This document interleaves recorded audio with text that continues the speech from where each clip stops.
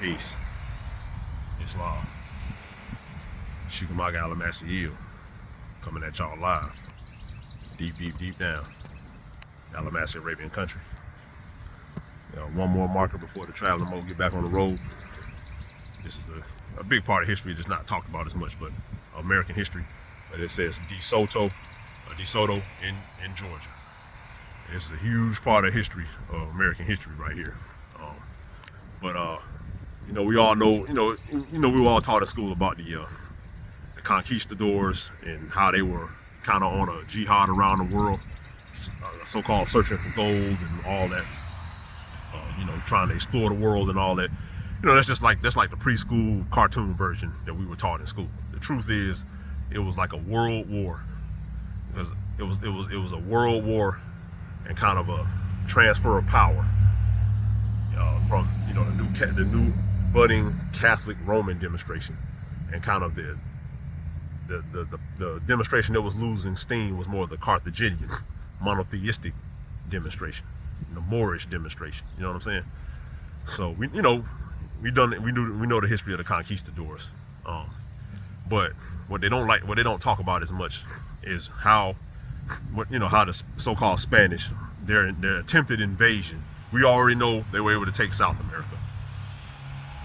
We already know they were able to kind of get Mexico.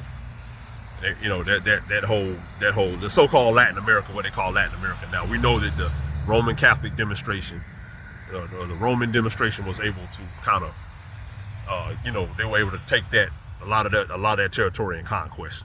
And it wasn't necessarily outright military conquest, more so that a lot of people kind of switched sides, and they thought the grass was greener on the other side. I guess they got tired of the Barbary Moors kind of running everything. So a lot of people were, because again, one thing about it is when the Barbary Moors were running that demonstration, or the so-called Spain, because Spain is not just the Spain over in Iberia. Best believe, so-called Spain is Latin America as well. You know what I'm saying? And the Moors were running that way back when, prior to 1492. So the conquest of so-called Spain, you know what I'm saying? That includes South. That's not just over that little piece of land in Iberia, which is like the size of Texas. You know what I mean? It's not that big. You know what I mean? Like, they like to focus everything on Europe, but they don't like to talk about the wars the Civil War that was kind of fought over in South America, all up in, the Americas. So, the whole Catholic demonstration, and we're going to do a real drop on that. And if you read The Clock of Destiny, C.M. Bay really broke a lot of that down, how a lot of the Roman rebellion against Moorish rule started in South America. That's the main. A lot of the conquistadors, they came up from South America and kind of the Caribbean. Keep it 100. You know what I'm saying? So anyway, they don't like to. They talk about. We do a lot of knowledge to in the history. They do a lot of knowledge to how so-called Tenochtitlan fell. Montezuma was conquered and all of that. How the Romans were able to take Mexico, the so-called land of Mexico and Peru and all of that. They do a lot of focus on a lot of that. But they don't necessarily talk about, they don't talk as much about how, because a lot of the Mekasuki, the Mississippian people, we were very heavy in the so-called, again, we're going to do another drop about this, but we were real heavy in the land today called so-called Mexico, and like Honduras, Guatemala, Belize, all that. A lot of us come from down there. Keep it 100. You know what I'm saying? This, the so-called Southeast of the United States, that's really kind of together with Mexico. Mexico used to really be a part of the southern states. You know what I'm saying? Just like it's, like Texas or whatever. Like so-called Alabama and the Gulf Coast and all of this all used to be one little Mississippian turf all the way down to like Guatemala. I mean, that's our turf for real. So, but they don't like to talk about how, again, a lot of us had to take off from Mexico because we were kind of losing ground down there. So a lot of our people ran up here back to the Mississippian heartland, which is the Mississippi, you know what I mean, like the Midwest and the Southeast and all of that. That's our heartland. So, they kind of followed us up here. They was able to take Peru, and we're gonna read this marker, but Peru is another heavy old Muslim turf, so-called the Incan Empire, all through Peru. Very old, heavy Muslim turf. You know what I'm saying? But and let's not even get on Mexico. You know what I'm saying? Mexico was old Muslim to death. Like, you can just travel down there now and just Even to this day, it's mosques, Muslim buildings everywhere in Mexico. But we know we'll touch on that on another drop. But when when we were kind of losing ground, the Carthaginians were losing ground in Mexico in the 1500s. Them Romans thought, I guess they were smelling themselves too much. Them conquistadors and them Roman Catholics and the Christians or whatever, they were smelling themselves. You know what I'm saying? They thought they was about their life. So they got as far as Cuba, and they said, well, all right, well, it's on now. We got these edicts. We got these edicts from the Pope and all of that. And we're gonna try to take the Moors down in their heartland, in North America, so-called North America, the real Mississippian territory. Man, so we're gonna see how that went for De Soto, because they'll say De Soto was a Spanish explorer, but they don't. But De Soto is just a code word for a whole full-scale invasion that they tried to do in the 1500s of mainland North America. You know what I'm saying? Like, did a whole military invasion. You know what I'm saying? And yeah, we're gonna see how that went for them. You know what I mean? Because the American Braves, we don't play, man. The Carthaginians, we about their life. We're gonna read this marker.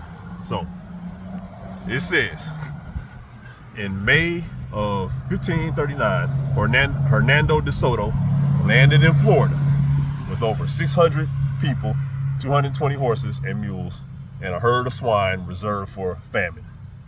Now, we already know that's some real cap right there. Because he had a whole army with him. He came with a whole invasion. Ain't just no little 600 men and all that. See, they like when they take L's, they like to downplay a lot of that stuff. Oh, he's just an explorer or whatever. You know what I mean? But they'll talk, when you hear them talk about how they took over Peru, and how they took Mexico and all of that. Oh, they had a whole army down there. You know what I'm saying? Oh, but when they came up here, they just was explorers. You know what I'm saying? Because you know what I mean? But we're gonna read the rest of it. So check it out. Let's see. So De Soto, fired by his success in Pizarro's conquest of Peru. So that goes to show you that after they take Peru, which again, I told you that's our old turf, that's old Moslem turf. Now they want to head straight up here. So check it out. Fired by his success in Pizarro's conquest of Peru, De Soto had been granted the rights by the King of Spain. So they, you know what I mean? Again, they had these popes and all these people that all they did was proclamations because they felt like they owned the world. They felt like they could just take over anything Moors because they had gained enough steam, and I guess they had turned enough people. So they were like, well, we got these edicts, so anywhere the Moors is at, we finna go try to we just finna go try to go gangster on them. You know what I'm saying? Yeah. So he had been granted rights by the king. Laughable. He got some rights to take our stuff, right? He had been granted rights by the King of Spain to explore, then govern southeastern North America. You know what I'm saying? So what did that tell you? So if they just so-called took Peru, and now they come into southeast North America, that should tell you right there that they going after everything Muslim. So southeast North America was Muslim turf. It was the same Mississippian turf from Peru through Mexico all the way down. That's our old turf. You know what I'm saying? So after wintering in Tallahassee, that's a Muslim town. The De Soto expedition set out on a quest for gold, which eventually spanned 4 years and crossed the portions of 9 states. This was the first recorded European exploration of the interior of the Southeast. Over 300 members died on the expedition, including De Soto in 1542. This tremendous effort forever changed the lives of Indians, Muslims, Moors, who were infected with old world diseases, killed in battle, enslaved, made destitute, and sometimes befriended. Many scholars believe this was the general area where the De Soto expedition visited, April 3rd through the 8th in 1540. The Indians of the chiefdom of Altamaha, you know what I mean, ferried, that's the Sheikdom, not no chiefdom, the Sheikdom, Islamic, of Altamaha, ferried the Spanish across a large river in dugout canoes. Ain't no dugout canoes, man. We had river boats, man. We had steamships. Ain't no dugout canoes, man. Get out of here with that, man. We had ferries, powered ferries, man. We the real deal, man. You know what I mean? Like, get out of here with all that savage, run around with your clothes off and all that narrative, man. We was putting all that down, as well as the slave nonsense, man. We shutting all that down, brother. But anyway, He ferried the Spanish across the large river and dug out canoes. So you gonna it don't even make sense. How you gonna ferry a whole army in some dugout canoes, man? These people be making up some dang on, like, it's just laughable, man. How they really ran some cartoon, some Hollywood cartoon, Tom and Jerry type of propaganda on us all these years. It's just crazy. The expedition next traveled northeastward and visited the town of Paramount Chief Acute. Okay, so again, we've already established that De Soto was actually a general. He was leading a whole army into the southeast because they had already took Peru. They just took Mexico. So now they gunning for they want to gun for the head, for the belly of the beast, which is the heartland of the Mississippian territory, which is southeast, Midwest, all that. They thought they had it. Now, if you do the knowledge on the De Soto expedition, you're gonna know that, again, they ran into Tuscaloosa, in so-called Alibamu, and he tricked them and led them into an ambush.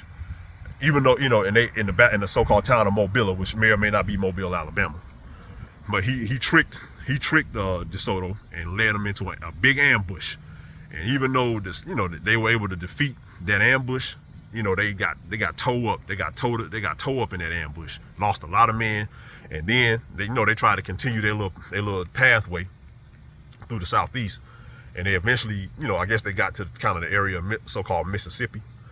And the Sheekasaw got to them, and they got surrounded. The so-called Spanish Conquistadors, they got surrounded by the Sheekasaw, and they got annihilated in 1541 or 1542. And they say De Soto died that year. So that goes to show you right there. Them clowns, them Romans, they tried to come up here with that nonsense, all rah-rah, and they got towed up. They got towed up by the real Muslim braves. Now that's the reason why in North America, we don't speak Spanish. You know what I'm saying? We don't speak that Spanish because we told y'all up when y'all try to come up here with that nonsense way back when. You know what I mean? And then, they'll say the Spanish got, the Spanish tried to invade South Carolina, but they got overran by the so-called British. That's us. That's the Moors. You know what I'm saying? Of course, we had an alliance with Britain, but that's because old Britain is Yahudi. So that's the 5 and the 6. You know what I'm saying? So, again, just doing the knowledge on why America has remained free is because the ancestors, the braves, have always fought. While the rest of y'all, a lot of other people bowed down to some man, which is a pope or whatever you want to call him, a king or whatever, the fighting American braves they gave their lives to preserve the terrain, and that's never gonna go away. A lot of people may take L's or whatever, but America is the land of Barbary or the land of the brave. They tried to invade back then, and they got towed up. You know what I mean? And then another aspect of it was that they don't like to talk about was even when they got towed up, when they got towed up, we took a lot of POWs, and a lot of because a lot of the conquistadors, I don't like to tell you, a lot of the conquistadors, they were Africans. You know what I mean? They were Angolan Catholic converts. They brought a lot of them people over here with that. So guess what? When you're African and the Christians and whatever, and they get caught by the Barbary Moors, you already know they're going into slavery. You know what I'm saying? We put these people. That's really what they call it so-called slave trade. That's really where it started in the 1500s. A lot of POWs we took when they tried to come up here rah-rah with that nonsense. You know what I'm saying? And of course, you had the Moriscos. They took a lot of our people. You know what I'm saying? You know what I mean? It's a war. You're going to have POWs. You're going to take POWs. But a lot of the Southern slavery and all of that, the Confederacy, it started with a lot of them Spanish POWs that got took by the Barbary Moors. And the Barbary Wars, they kept going. And they had the Barbary, they had a whole jihad for like all the way from the 1400s to the 1800s, where we just, you know what I mean, it was on site with these people. So, but just doing the knowledge to it, man, not right or wrong. Again, battle is battle. Respect to the enemy, respect to the adversary. Y'all put it down, we put it down. You know what I'm saying? So, just doing the knowledge, the De Soto expedition, and just shouts out to the American braves. Their bloodline's still here. That's peace. I'll chat back in with y'all later.